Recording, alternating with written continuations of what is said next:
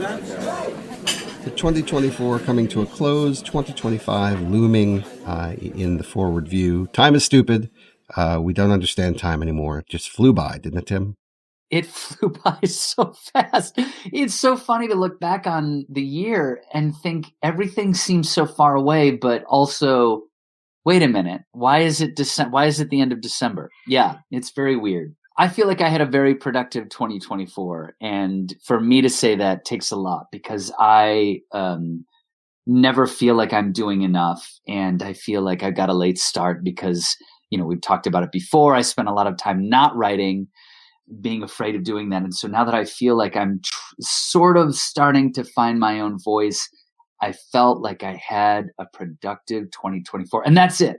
I'm not going to say I had a good one. I'm not going to have a great one. Didn't hit a lot of the goals that I wanted to, but I was productive and I got into some magazines that I was hoping to get into. So thinking about our interview with Bethany Jarmel and sort of making goals for 2025, I think I've got one major goal as far as writing is concerned.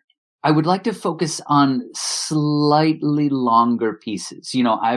I think everything I published this year has been in the microfiction genre, and things that are roughly 500 words or less, depending on what your definition of microfiction is. But I have a bench full of flash pieces that are about 1,000 words or more, not too much more. And I think I'd like to try and do that to sort of, flesh some things out in a longer sense and see where I can go with that. And I've got a few magazines that I would like to aim for, and I'm not trying to get myself too strung up about it. Like I want to get into this magazine. I have magazines that I would like to get into, but I'm not going to hold myself to it so that I don't feel super depressed when I get my 15th rejection from them. Right. Well, I'd like to pick at that a little bit, kind of peel that onion a bit. If you are seeing that some of these stories could be longer, what do you think the shorter version of that story is not doing that the longer version would do? I've always been a big fan of movies and television, and I love dialogue. I love, love, love, love dialogue. So while things that I read in, let's say, Split Lit magazine, Matchbook literary magazine, of course, had rejection letters lit, these are, tend to be smaller pieces. And there's a sort of diamond-like quality to the things that I read in those lit mags that it's just so clean and crisp and concise. And that has always been something that I've loved ever since college, ever since I found Kafka. And I just love that minimalism. But I also loved scenes and dialogue and being able to sort of take my time with something. And I have had longer works published in the past. It's just with my work taking up so much of my time, microfiction seemed to be something I could do in 2024 because I could focus on something that was very, very small and trying to get a lot of impact out of that. I would really love to focus on longer works to see how I might be able to do that. So I think the shorter works weren't missing a kind of scenic, cinematic quality that I would love to put in longer pieces. And the longer pieces that I'm thinking about, I have 3 of them that I'm thinking of right off the top of my head that have been written, that have been rewritten, that I sort of deposited in a mental safety deposit box that I'd like to pull back out. They're all speculative fiction. They're all science fiction. So I'd love to kind of play with that and see if it's something that I can make happen in 2025. It's time now, kids, for Art's Psychoanalysis Corner. Welcome to Art's Psychoanalysis Corner. Bong. That's right. We're here with Tim Goodwin in the Psychoanalysis Corner. Tim, thank you for joining us. Tim, do you think... Thank you very much. Long-time listener, first-time caller. Tim, thank you. Do you think that it's possible that in Aristotle's beginning, middle, and end, that microfiction perhaps provides a good beginning and a powerful end, but perhaps we're missing the middle? Oh, golf bong, clap. bong, bong. All right, Bong, this has bong, been bong. Psychoanalysis Corner. Well, I think, when we talked to Bethany Jarmel earlier, she was talking about a turn in microfiction, and having something that really sort of you do have a beginning, and I think the middle is that sort of turn, is a sort of, in improv we used to call it the narrative tilt, where it's the second act where something happens. I think you can still find those three pieces in microfiction, but I, being a huge David Lynch fan, being a huge science fiction fan, I love scenes that I can draw out and make a little bit longer and make the feelings go a little bit more. And so, as much as I love reading microfiction and trying to write microfiction that has the same sort of beautiful clarity that of the things that I read in all of those lit mags I just listed, I also really, really like having something that feels like it would be a part of some sort of longer science fiction piece with characters that get a little bit of time to sort of strut their stuff in a piece, if that makes sense. It does. And I think what I was kind of playfully alluding to is that it's hard to watch characters twist in the wind if the amount of time that we view them is artificially short. And so I wonder if that's what you're getting at, is that you have characters that you'd like to explore more, or situations that are more interesting than here's the setup and here's the punchline. And even in your serious work, there is kind of that setup and punchline sort of format, which works really well. Like, I'm not disparaging your work at all. I'm saying it seems like you want to do something different by going longer. And it's not just, well, I want to see if I can write something longer. I mean, it's probably, wanting to explore character more, Yes, I would say that. Yeah. A while back, I was lucky enough to get cast in The Play That Goes Wrong. And I played Jonathan, who essentially plays the dead guy in The Play That Goes Wrong. And one of the folks in that cast was a former member of the first national tour for The Play That Goes Wrong. And the idea that she had presented to me was such an amazing thing. It was that a lot of times in comedies, you see people trying to immediately fix something that is broken. And with The Play That Goes Wrong, one of the things that I really love about that is that the characters are allowed to sit with the ick for a while. That's how she presented it to me. They get to sort of sit in that very uncomfortable moment where they realize something is wrong. And that's the kind of thing that I just like exploring, are moments that that can't. You could definitely, there's so many wonderful authors out there who could make that happen in less than 100 words, because I've read them in some of these magazines. Again, the ones that I just listed, and many more. But I love taking 1,000 words or more and just trying to let that kind of like these sensations sort of sit for a while. So I'm just sort of excited. I'm again thinking about 3 stories that I've already written and I've already worked on. And I'm just excited to get back to them to see if I can give them a sort of like real sense of character, like you mentioned, but also a sense of place and scene. So that's kind of what I'm looking forward to. Again, as I say, if any of that word salad made sense. No, it does. I mean, I think what you're talking about is just exploring depth of character and really giving yourself the freedom to not constrain yourself to an artificial word count in doing that. Which is funny because you're so good at drafting novels, and having that kind of first 50,000 words. So you have plenty of room and opportunity to do that. So it's not like you've never done it, Yeah. It's just, and I like to make sure that I follow that up with, I love the world building. I've said this a couple times here. I love the world building. 50,000 words. I love giving you that. The problem is, then you got to go back and make that 50,000 words readable. And that's where I'm very insecure right now. You know better than anybody because you've read all of them, I think, maybe all 5 of my 50,000 word pieces that I have. Yeah, I didn't get through the last one because I was so focused on me trying to kind of break my own writer's block. Yeah, but I've definitely talked with you at length about all of them. Yeah, and I love that idea of doing that. It's just that I'm very insecure and looking back at it and finding out how much work that I have to do. And that's always something that has been one of my Achilles heels. And also something that I would like to look forward to in 2025 is, while I would like to try my hand at really making longer pieces that I'm very, very happy with, I really want to get back to the Madeline Tin novel, or at least one of the others, to really dig into how it is to really work a novel. I'm looking, right here on my desk, right here, because I wanted to talk about it, and what a nice segue to do so. I'm currently reading Lincoln in the Bardo by George Saunders. I don't know if you've heard of this novel. Yes.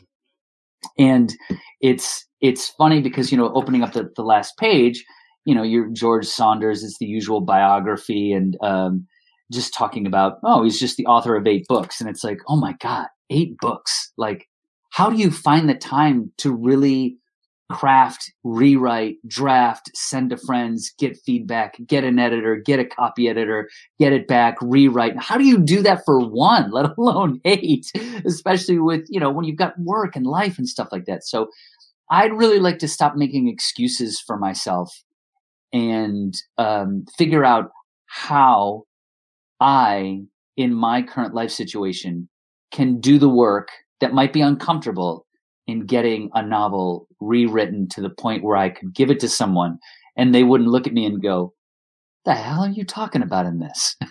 Where's chapter 6?" Right. Yeah.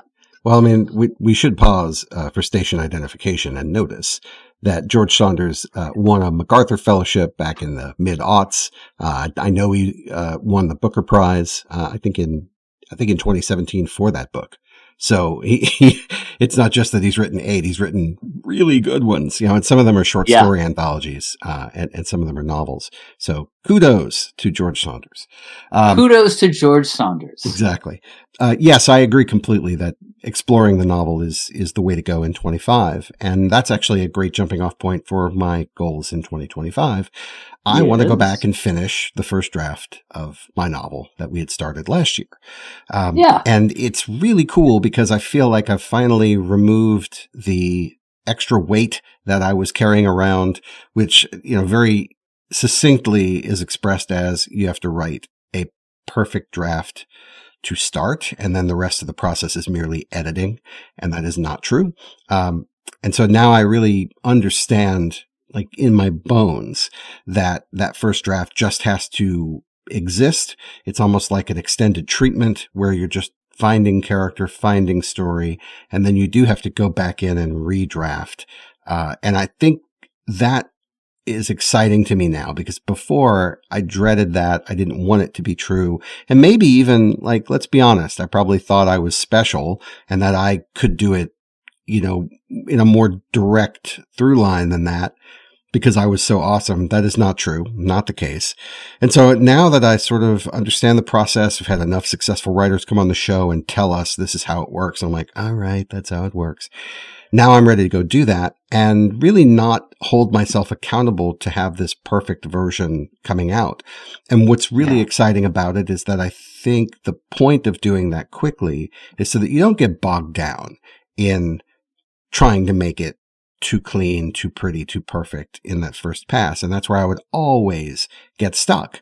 I think I had gotten 19,000 words into the first draft of that thing, and I read it back recently, and it was pretty good. It's not publishable, but it's pretty good, but it's not a novel, right? Like, even that 19,000 is really more background. And there's some forward action, but not a lot, and so I think the younger version of me would have seen that as a waste of time. And now the older, wiser version of me is saying, no, you're actually finding the story. Maybe it's a lot like this. Maybe you have this giant mansion that's dilapidated and has been abandoned. And basically your job in the first draft is to walk into every room in the mansion and light a candle. Right. And so then the second time through, you know where all the rooms are, and they're like, okay, well, let's explore the mansion. Let's tell the story of the mansion. But like when you first walk in and there's no power and it's dark and like, you don't know where anything is. You don't know who is there. You got to go light candles in all the rooms to figure out, what's even happening.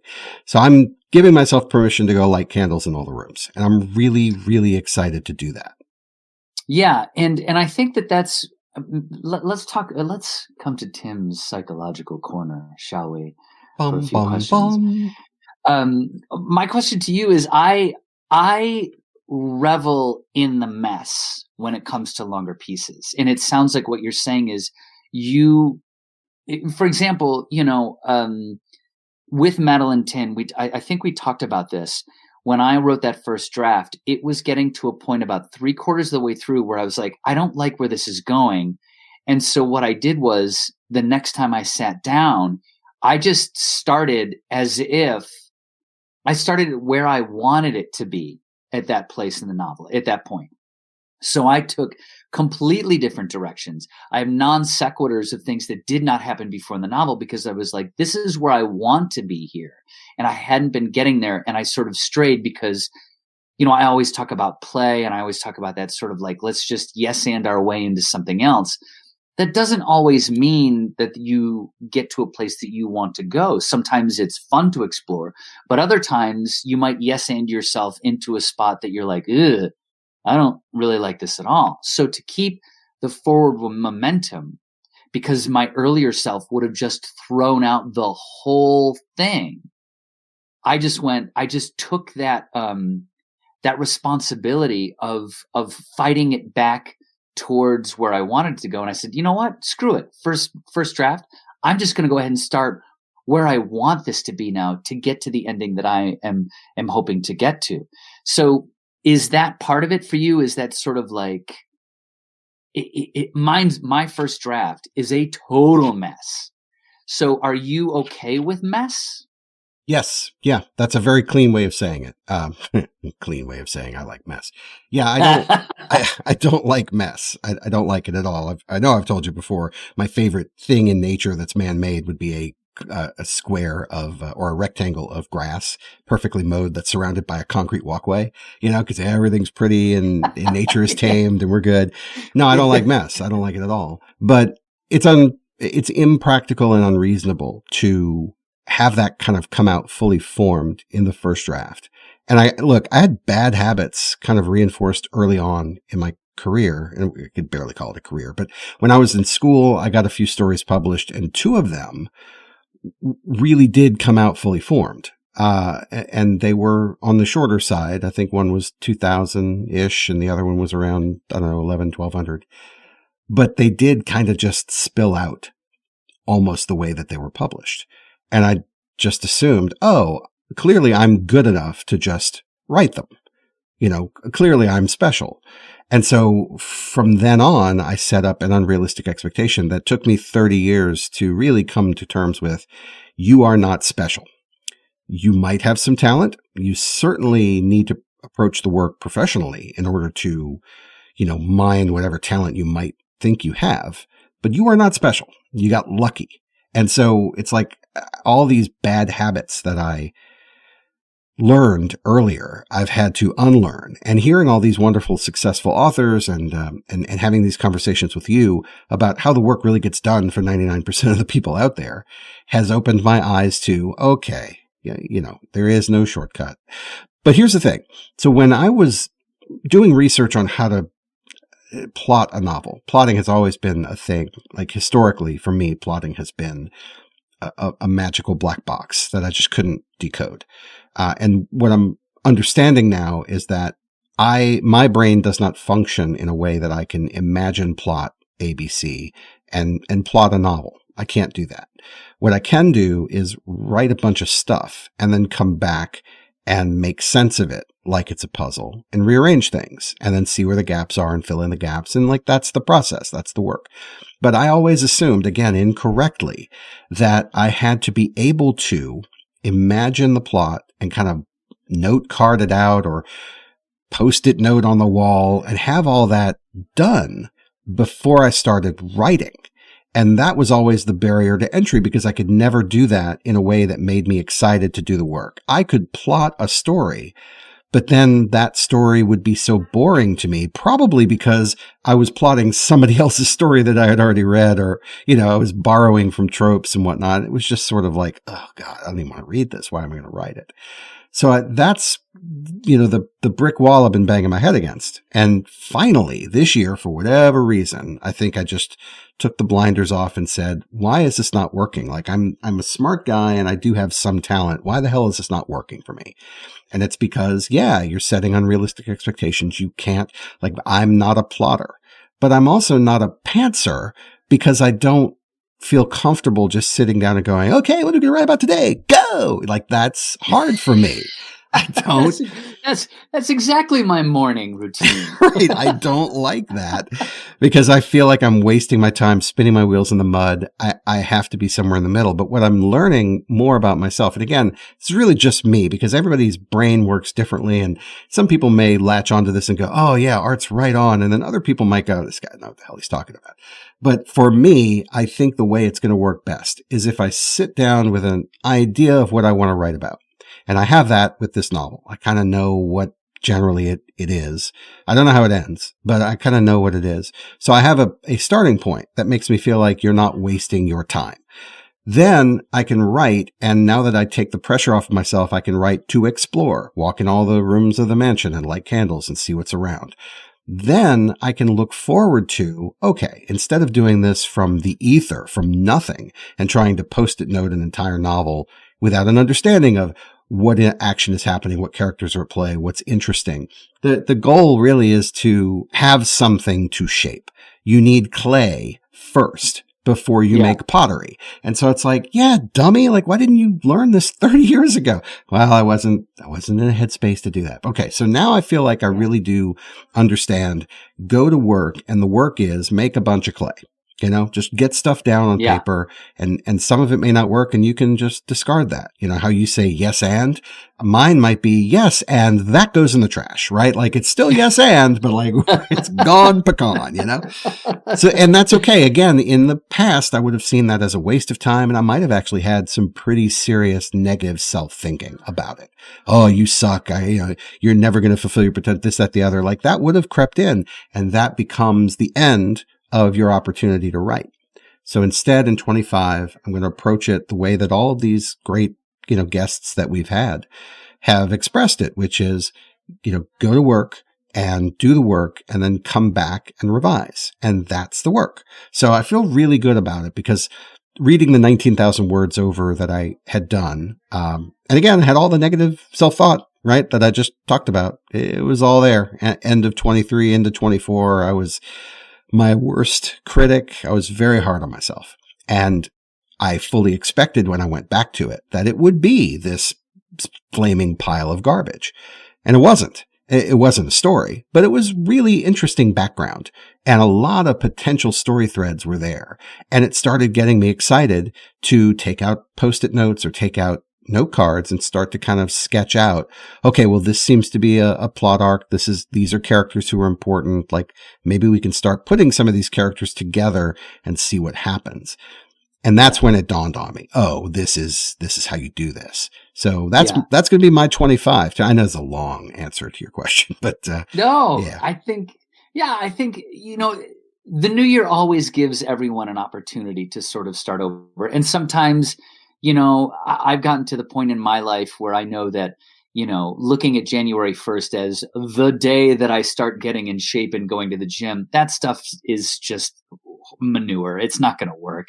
But I do appreciate the chance to look at a new year as an opportunity to reevaluate. And I think that one of the other things that I would really like to do in 2025 is get over this learned response that I gave myself. I had a very stressful work year. I guess my professional career, I don't know how you want to put it, but work was pretty stressful for me. And that became too easy an excuse not to do the work. I had, like I said, a very productive year. And there was one stretch where I got a lot of, I think it was November of this year, where I got a lot of acceptances very, very quickly. I was very, very inspired by Bethany Jarmal, our interview, who said, so don't self-reject and, get something and put it out there and see what happens.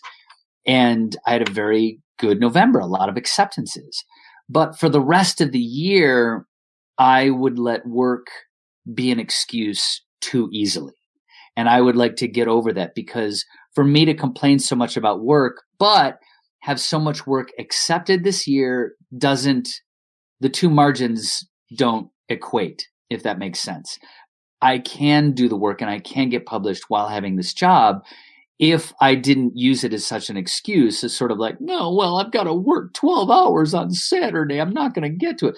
That might not hold water, because I have been producing stuff. So can I transfer that production from microfiction into longer pieces? Again, for me personally, microfiction is such a nice, tight, compact little thing. I feel like while I spend a lot of time thinking about them, I don't have 1,000 words to justify. I don't have a long story that has to make sense beginning, middle, and end. Under 200 words? Oh, yeah, I got you. I can make that happen. Let's talk about that this morning. The piece that I had published with Bull was something that was one of those pieces, like you said earlier in your career, you had a very successful thing of something that just came out. And those are wonderful. That was like the thing I wrote about Jake Paul and Mike Tyson that came out earlier this year. That came out in one morning, a little bit of reworking over 2 or 3 days, and then I sent it in, and it just happened to work.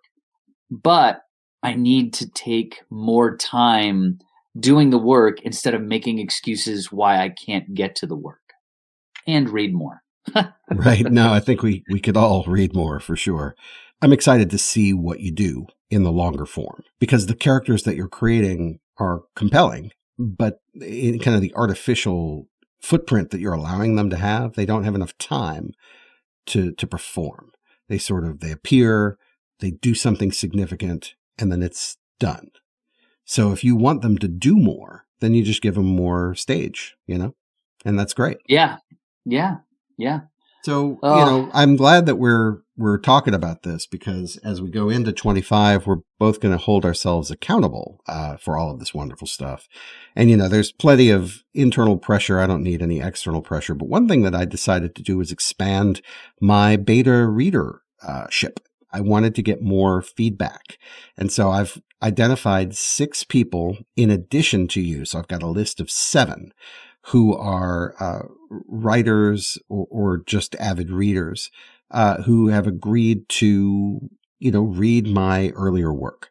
And I'm really excited to establish really more formal of a process for me to share work with these folks, get the feedback back before I take that step of submitting for publication. I think in 24 and certainly in 23, I was skipping that step of getting a true, bedrock of feedback from other readers. And I think that's why I was getting so many rejections, because I thought it was good and I thought it was publishable, and I would put it out there, and then I would get pretty resounding feedback that it wasn't a good fit for the different places that I wanted it to go. And that may be because I had chosen the wrong places. I mean, it might still be good, but I wasn't sure. So if I have a larger group and cycle it through that group and make sure that any patterns of issues that might arise are addressed, and they think it's a thumbs up, then if I start sending it out and I get a bunch of rejections, which is going to happen anyway, I won't lose confidence in that work or in myself.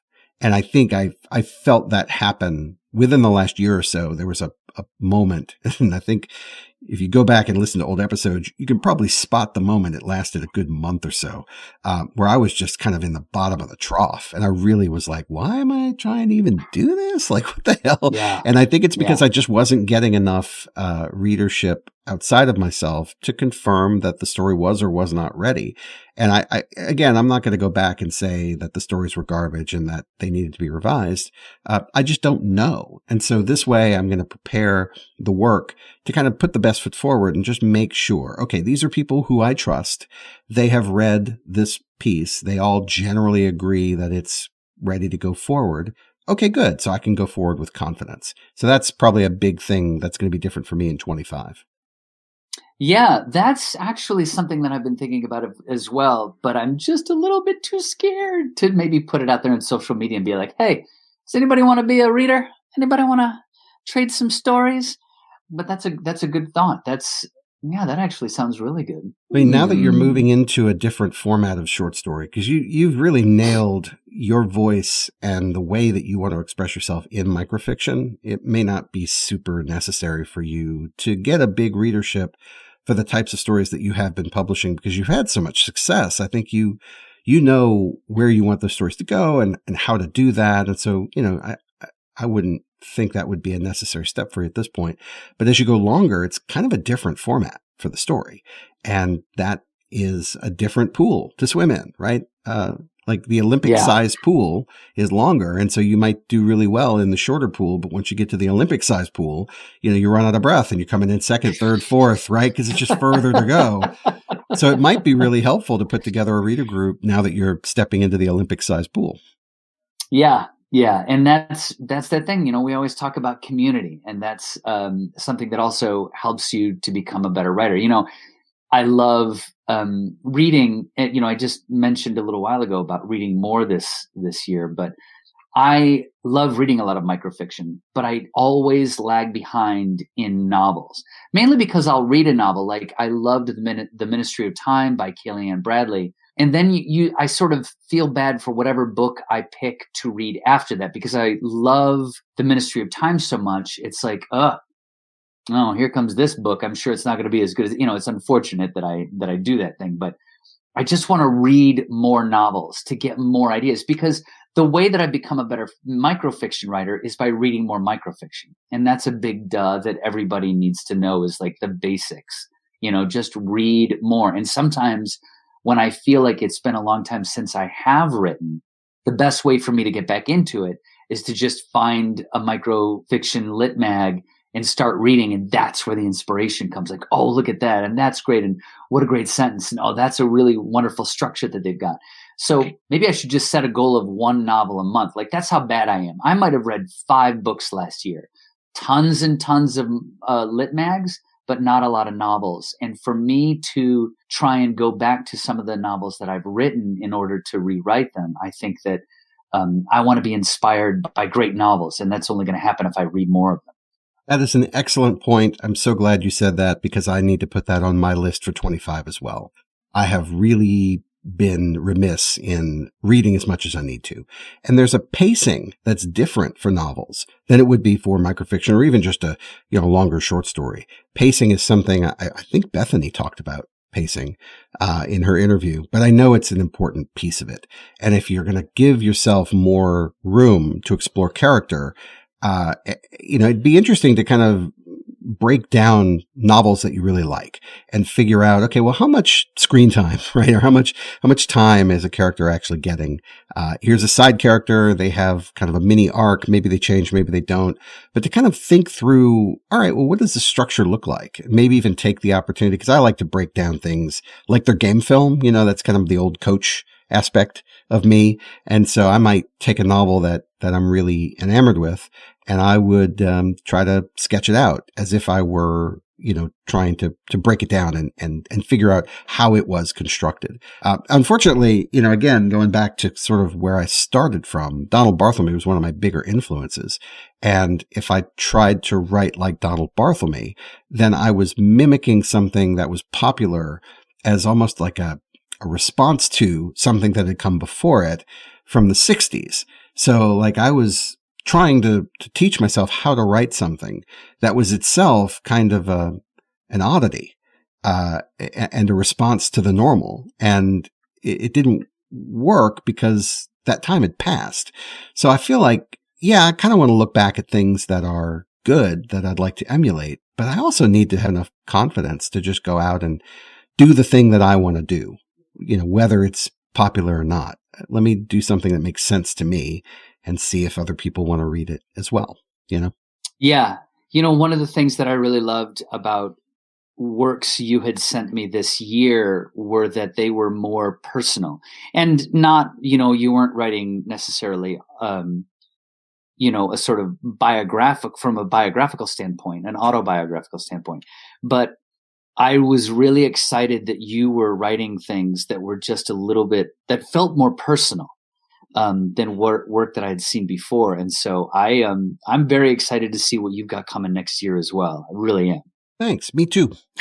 I don't know what the hell it'll be, but I'd like to write something that's worth your time. We'll put it that way. But yeah, I did allow myself the grace to dive into my own frame of mind and my own past and use that as kind of a jumping off point, even though I was deathly afraid that people would think that the fictional story was me. You know, especially the last one that I gave you, where it started off in a bar, because that has a kernel of truth. That is actually a thing that started. And there is a gentleman who I work with who is kind of a side character in that story. And I told him recently in a meeting, oh, hey, I used you in a short story. And he's like, oh, I can't wait to read it. And I'm like, yeah. Should I send that to him? Like, I don't know if I want him to read. And again, his character, he doesn't have any lines. He's not named. Nobody would know it's him, but I know it's him. And it caused me to pause, and I wasn't sure. And I still haven't sent it to him. I will. It's not a big deal. But yeah, there's a fear. There's a palpable fear there for me that I will say something that will make someone angry, who's in my inner circle. And for the longest time, that kept me from using my own personal experience in my work, which again was a mistake. So thank you for recognizing that, because I have tried very, very hard to leverage, people I know and situations that I'm very familiar with as jumping off points for story. And now, we were talking about it in a different episode, that story Aftermath that I had done, which really falls on its face. I mean, I'm just so sad with myself that I didn't recognize that. There's like this afterglow, like when you write a new story, especially that one. I had spent a whole day trying to birth it fully formed, kind of like the old way that I had done things 30 years ago, that pattern that I thought was the right way to do it. That persisted until this year. And I thought, oh, I've done it again. Yay, I'm back. And then I reread it recently with an eye towards editing it. So I had it printed on paper. I brought it to a Mexican restaurant, which is one of my favorite places to go. And I sat down with my giant beer and my little, chips and queso. And I got my pen in my hand and I'm ready to get into it. And so I start reading and I start making some little notes in the first paragraph. And then by the second paragraph, I realize I'm putting this pen down, because as I kept reading it, it was nowhere near done. Like, it wasn't a real story. And I was so sad by the time I got about halfway through that I just stopped reading it, because it just was so far away from a thing that could be edited, that it made me sad and mad simultaneously. And so I had to walk away from it. I've had those moments myself where you finish something, you put it aside, you're like, that was amazing, can't wait. I'm going to just let that marinate for a day or two. You go back to it and you're just like, oh, what have I didn't even spell my name right on this piece of paper. Like, what is going on? But that's the thing. Were you able to figure out what it was that wasn't there that you thought was there? Like, are you going to go back to it and edit it, or did it so disturb you? You were like, I'm gonna let this go away. That's a great question. I'll probably go back to it, but not with the same frame of mind. I went into it thinking, well, let me edit this so I can make it publishable. But no, it needs to be completely reimagined. And yeah, maybe I can take those two characters and think about how to do that differently, but they fundamentally need a different desire and require, it needs to be completely different. Yeah. The thing that prompted that story is a real experience. There was a hurricane that came through New Orleans years ago, and we lost power. We chose not to leave because at the time my son would not have done well in bumper-to-bumper traffic, because if you leave it at a certain time, you get caught in contraflow, and it takes hours and hours to go just a few miles. Typically, by the way, fun fact for anybody who does live in a hurricane area, the best time to leave is 1 a.m, because there are hardly anybody, relatively speaking, hardly anyone's on the road. And you're missing people who have decided to leave at night. So they're already kind of washed out. And then the other folks who think, well, I'm going to wake up early in the morning and leave before the traffic hits, that's usually 3 or 4. So if you leave at 1, you're kind of missing both of those big chunks of people. And if you try to leave in the daytime, like the day before a hurricane comes, forget it. You're going to be in the I-10 parking lot.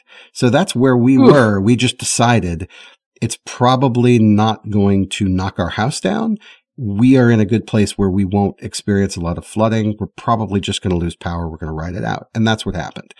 And so I did my best to spin the plates and keep him happy, comfortable, and safe throughout the power loss. And he was still very agitated, but it all worked out. And so I took the time actually on my porch listening to the generator of my next door neighbor just drone on because they had power because they have a generator in their house. And I wrote on my phone this little ditty that I think I ended up posting to Facebook about how it all worked. And it felt really good. It was like one of the first things that I had written in a while. And it's one of the genesis moments of, hey, maybe we should do this. Like Tim and I could get together and do this. So that's why it's special to me, this moment. It's almost like a reemergence of my desire to write because of this, experience that I had. And then I wrote about it and I felt good about it afterwards.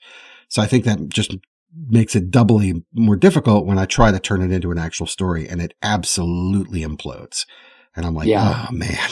But yeah, I think ultimately I need to divorce it from what actually happened and I need to start over. I need to find a place where there is conflict and tension and I need to drive that conflict and tension to be more excruciating.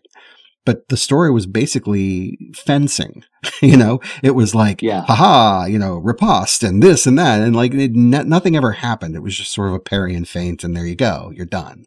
And it's so disappointing. Like you can hear it in my voice. I'm still just devastated that this thing didn't work out, but it's okay, because if I choose to be brave enough to go back in and really explore what is the relationship between this father and son, because there's a hint of the fact that the father doesn't like the son.